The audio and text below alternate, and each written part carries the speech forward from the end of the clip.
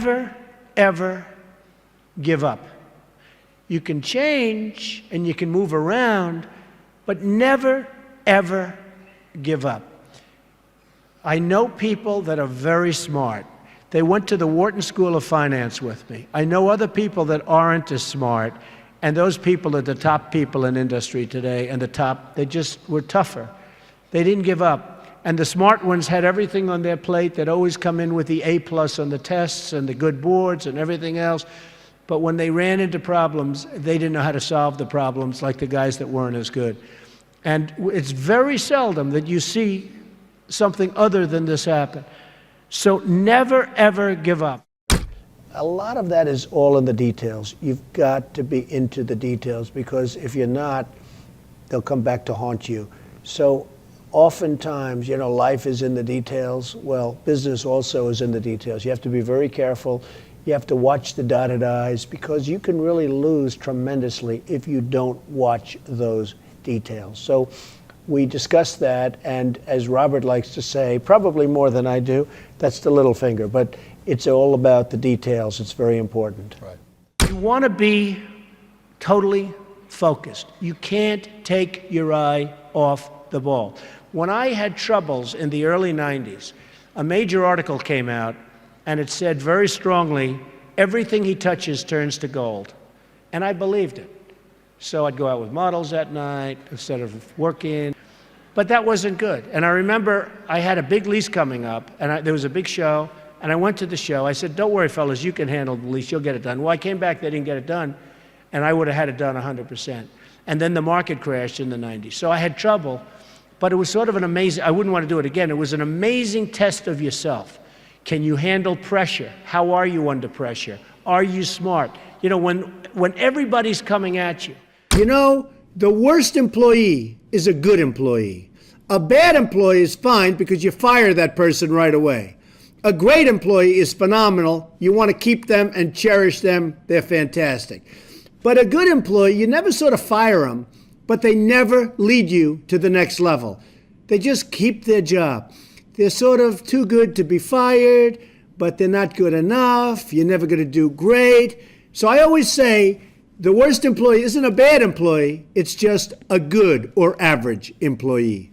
Gary Player, the great golfer, he was a little guy, very little, but he worked really hard. And he had a great statement, but he'd go, the harder I work, the luckier I get. And he wins the US Open. You have all these big, handsome guys, these big, giant guys, and they're hitting the ball a mile. And you have Gary Player. And Gary Player would win the Open. He'd win the Masters. He'd win this. He'd win that. And he said, hey, in the US Open, he hit a 5-iron to 1 foot from the hole, and he ended up getting a birdie and wins the US Open, right? And he came off the green. Now, I know I've heard the statement before, but I heard it from him in a meaningful way.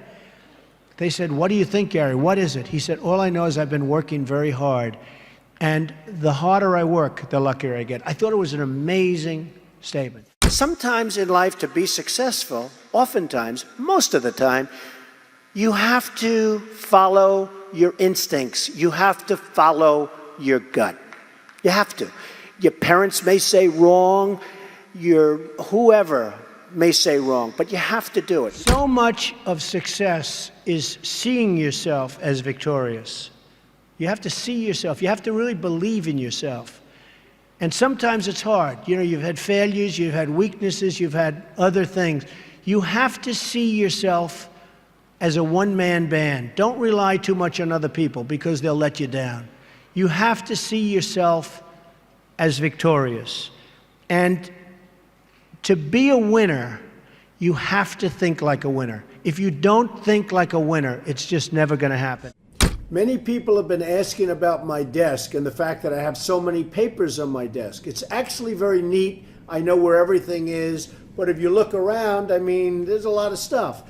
The fact is, I'm busy. I always notice that busy people that are very successful in many cases, have a lot going on their desk. I have papers from deals. I have papers from just about everything. I like to read up on things. I like to study what I'm doing.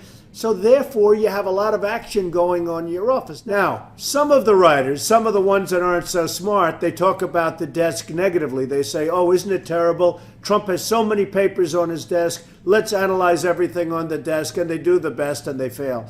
But the fact is, I've noticed over the years, successful people have a lot going on their desk.